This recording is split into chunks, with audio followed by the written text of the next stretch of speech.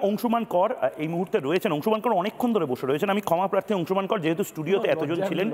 অংশুমান কর আপনি কবি, অংশুমান কর আপনি বাংলার কৃতি সন্তান, অংশুমান কর আপনি ডিকটেটরশিপের বিরুদ্ধে, অংশুমান কর আপনি সামন্ততন্ত্রের বিরুদ্ধে। অংশুমান কর, আজকে আপনার প্রতিক্রিয়া কি? অভিষেক বন্দ্যোপাধ্যায়ের প্রতিবেশীর বাড়িতেও বিরোধীরা যেতে পারবে না, বিরোধীরা বলে না, আপনিও হয়তো যেতে গিয়ে অ্যারেস্ট হতে পারেন। এই কালচারটাকে কেন বাংলাতে আনবো? এটা খুব দুর্ভাগ্যজনক। আজকে যে ঘটনাটা ঘটেছে সেটা অত্যন্ত দুর্ভাগ্যজনক এবং খুব কাঁচা কাজ হয়েছে, আমি কথা বলবো। তার কারণ আমার আগে ইতিমধ্যে যে সমস্ত বক্তারা বলেছেন তারা পরিষ্কার করেছেন যে হতে পারে যে অভিষেক বন্দ্যোপাধ্যায়ের বাড়ির চারপাশে একটা হাই সিকিউরিটি জোন, সেখানে সকলে প্রবেশ করতে পারবে না এবং হয়তো 144 ধারা, যার এখন একটা অন্য নাম হয়েছে ভারতীয় ন্যায় সংহিতায়, সেটা লাগু করা আছে। কিন্তু সুকান্ত মজুমদার তো বলেছিলেন যে আমি একা যেতে চাই, তাহলে তাকে আটকে দেওয়া হচ্ছে কিসের কারণে? ঠিক। বা ডাক্তারবাবু যিনি বেরিয়ে এলেন বাড়ি থেকে দেখা করতে, তাকে এবং তার সঙ্গে প্রশ্ন করছেন যারা, তাদেরকে জেলে নিয়ে চলে যাওয়া হলো এটা জেনেই যে কিছুক্ষণ পরে আমি আপনাকে একটু, আমার সময় একেবারে শেষ হয়ে গেছে, আমি ক্ষমা প্রার্থী, কিন্তু এই মুহূর্তে অভয়ার মা বাবা এই মুহূর্তে রয়েছেন, কাকিমা এবং কাকু এই মুহূর্তে টেলিফোন লাইনে রয়েছেন। অভয়ার যে ঘটনা, তারপরে অনেক কিছু হয়তো রিপাবলিক বাংলাতে ওনারা দেখেছেন, নিঃশব্দে দেখেছেন। এই বাংলার পুলিশের বিরুদ্ধে গর্জে উঠেছেন বারবার।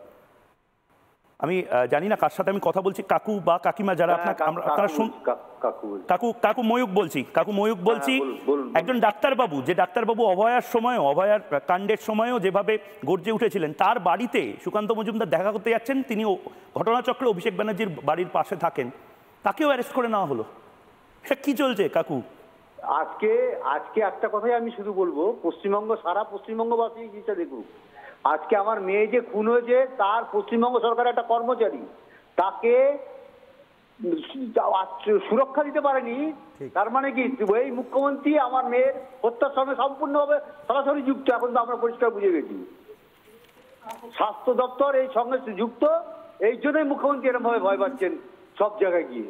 উনি যেখানে যাবেন পৃথিবীর, আমি গ্যারান্টি দিয়ে বলছি, ওই রজত বাবুর মতন লোক সবাই ওনার বিরুদ্ধে, এই ঘটনার বিরুদ্ধে প্রতিবাদ করবে।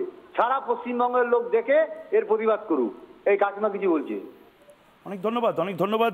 অভয়ার বাবা আমাদের সঙ্গে ছিলেন এবং আমি আবারও বলছি, যদি আমাদের কেউ নিরপেক্ষ না বলে, এক পেশে বলে, হ্যাঁ আমরা অভয়াদের পক্ষে, আমরা এই ডাক্তারবাবুদের পক্ষে, আমরা বাংলার মানুষের পক্ষে, আমরা সনাতনীদের পক্ষে, যারা ঘর ছাড়া হচ্ছে, রিফিউজি হয়ে যাচ্ছে হিন্দু হওয়ার অপরাধে, তাদের পক্ষে, আমরা মানুষের পক্ষে, বাংলার পক্ষে, রাষ্ট্রবাদের পক্ষে। আমরা মিনমিনে চ্যানেলের মতন বলি না যে আমরা নিরপেক্ষ। ছোট্ট বিরতি নিচ্ছি, বিরতির পর ফিরে আসছি। কিন্তু ভাবুন বিরতির সময় যে সুকান্ত মজুমদার তো আপনি নন, ময়ূক, রাম, শ্যাম, লক্ষণ, রহিম, আপনি যদি সুকান্ত মজুমদারের জায়গায় থাকতেন, এতক্ষণে হয়তো রাত্র অব্দি জেলে কাটাতেন। অন্তত সুকান্ত মজুমদার গোটা বিজেপির পরিবারকে পেয়েছে। ছোট্ট বিরতি, বিরতির পর ফিরে আসছি, সঙ্গে থাকুন।